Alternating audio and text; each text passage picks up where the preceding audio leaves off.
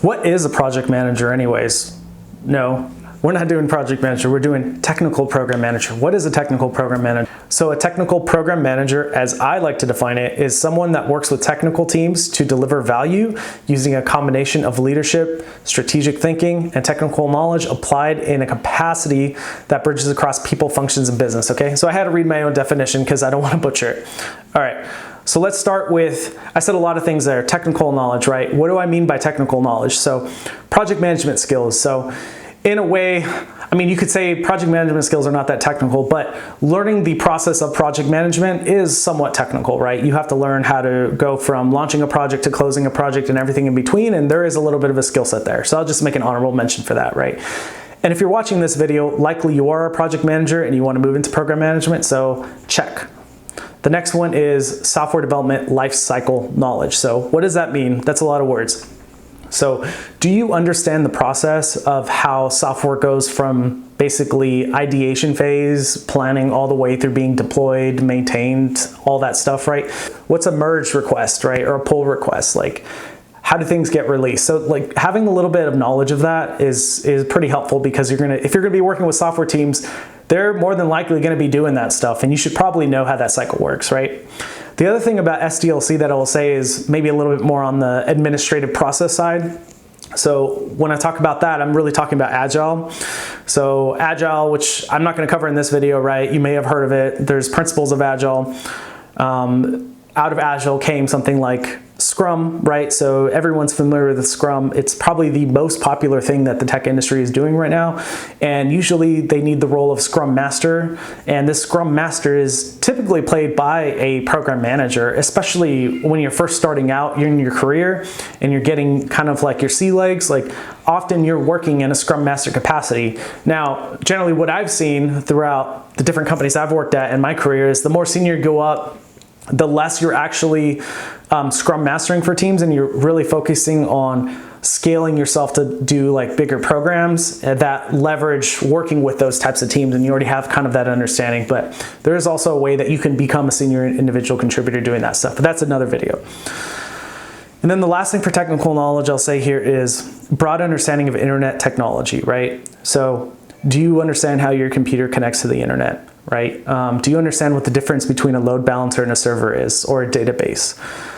Do you know what an IP address is? Do you know what DNS is? Do you know when you type in google.com what happens, right? So this is really at a high level, basic things that you really want to think about, like having some understanding around, and there's more to it there, but you need to have some kind of knowledge of internet technology, right? All right, the next one is strategic thinking. So what do I mean by strategic thinking? A lot of people mean different things by strategic thinking, but what I'm saying is there's a high degree of ambiguity in the role, right? And it typically increases with seniority. So do you have a really intentional thought process that allows you to solve problems? So what do I mean by that? So can you ask meaningful questions to clarify, right? So say you're working with somebody and they're like, hey, can you launch this project to deliver 1,000 widgets at the end of the month, right? Amateur goes, yes, on it, right? Somebody who is strategically thinking is by when do we need it? What's our budget? What's our quality metric, right? Do we have any external, internal dependencies? So you're starting to ask these questions that are a little bit more clarifying, right? And spoiler alert, a lot of tech interviews are gonna require you to demonstrate that kind of thinking, right? So right off the bat, like in the interviews and in the job, you've got to be able to think strategically and ask good questions. The next thing I would say here is, can you push back when something doesn't make sense, right? And this requires a little bit of courage, right? But you've got to be able to push back when they say, you know what, we actually need 1 million widgets by the end of the month, and you know that the production capacity is 1,000, and you're thinking about it a little bit and you're like, maybe if I staff that operation around the clock. So if we did 3 shifts instead of 1 shift, then I could probably triple the output. So that would be about 3,000 per month. Nope, there's no way we're gonna get to 1 million. So you would push back on that and say, you know what, I don't think we can scale our operation capacity by that much in such a short period of time. What is the 1 million motivated by? Can we do it at a later date, right? So you're starting to strategically think here, okay?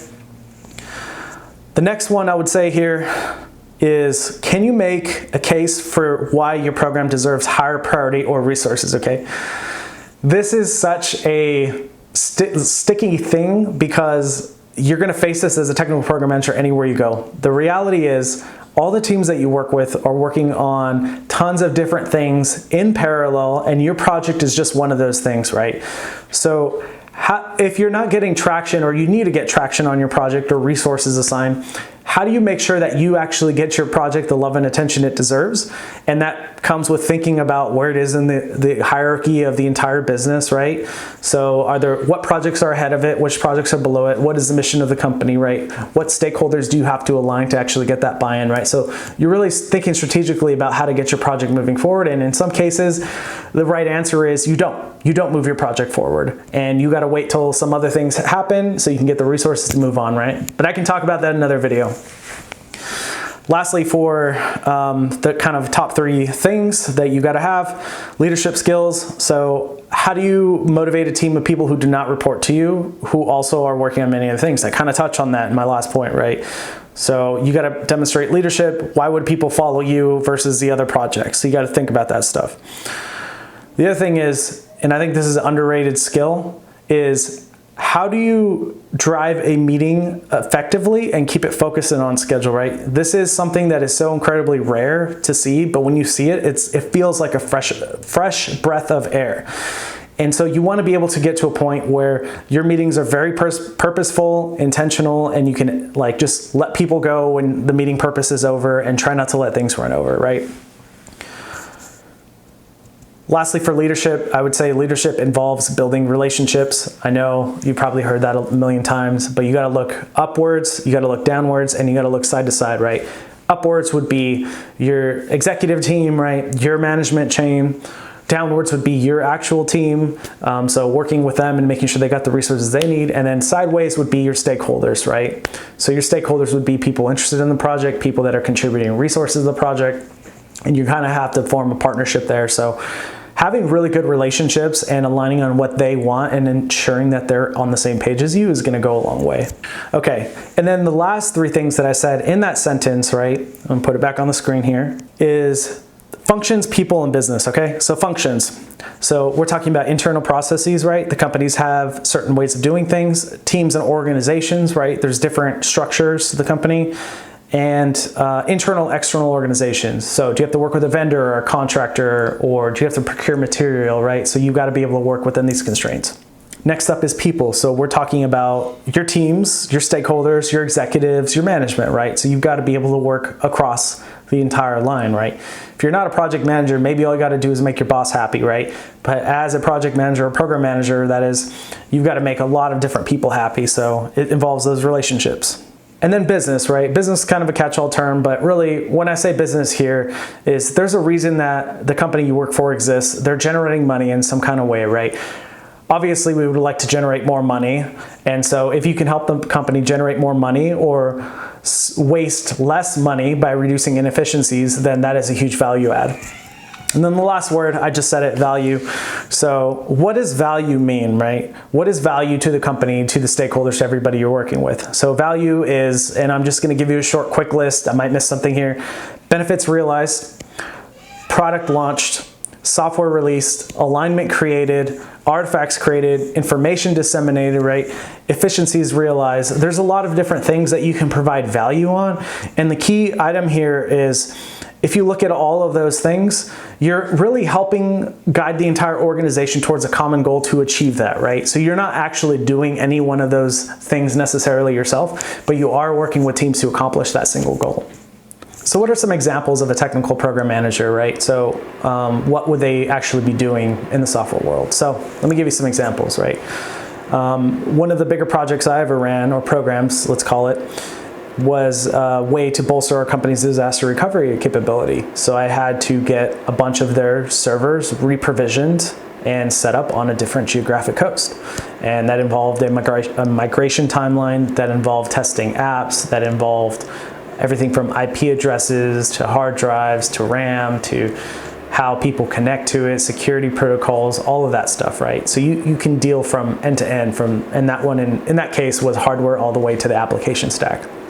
I also had another program where we had to get one of our products certified by an external auditor, and this external auditor would tell us if we were going to get this certification or not. And this certification meant a lot to our customers because in this case, and there's several different audits that happen from a security perspective, but PCI, payment card industry audit.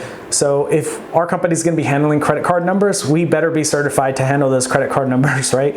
So that was kind of like one of those audits that you can run, right? So that involves working with many different stakeholders as they kind of audit us and interview us, making sure that everybody's kind of on the same page and information and evidence is presented, meetings are set up, right? Requests for information are met, right? All kinds of things like that. Another thing I've done is be a Scrum Master. So I've been a Scrum Master for many years. So that would involve running the Scrum ceremonies, backlog refinement, sprint planning, stand-ups, retrospectives, all of that stuff, quarterly planning. In my company, in one of my companies, we ran Scaled Agile Framework. So running the Scaled Agile Framework is one of those things. And the last thing is, a little bit more administrative on the planning side. So your company could have some kind of OKR process or a quarterly planning process or a year-long planning process or a 5-year planning process, right? And so as a program manager, sometimes you'll be tasked with setting that up and running it for the company. So the company can be organized and do the planning, basically. So that's kind of in a gist like the types of programs you would run into. Why would you be a technical program manager? Well, if I'm being frank, if you're not into it for the software, there's usually money to be made there. So according to Glassdoor, based on US national averages in 2022, a project manager made $84,000 a year. Now, that same amount of data for a technical program manager has them making $155,000 a year. And these are averages. If you look at a lot more of the bigger tech companies, you'll find that their average pay for that similar role is way in excess of this number. And so there's a lot of earning potential in the field. All right, so let's summarize this. So a TPM is different than a project manager, and I've kind of defined it here. The earning potential is much higher. It requires a little bit different skills and is applied in the technology industry. I can go into some further topics here and kind of break that down. Stay tuned for a future video. Please comment down below if you want to see that. And if you have any questions about technical program management, post them down below and I'll do my best to answer them. Cheers.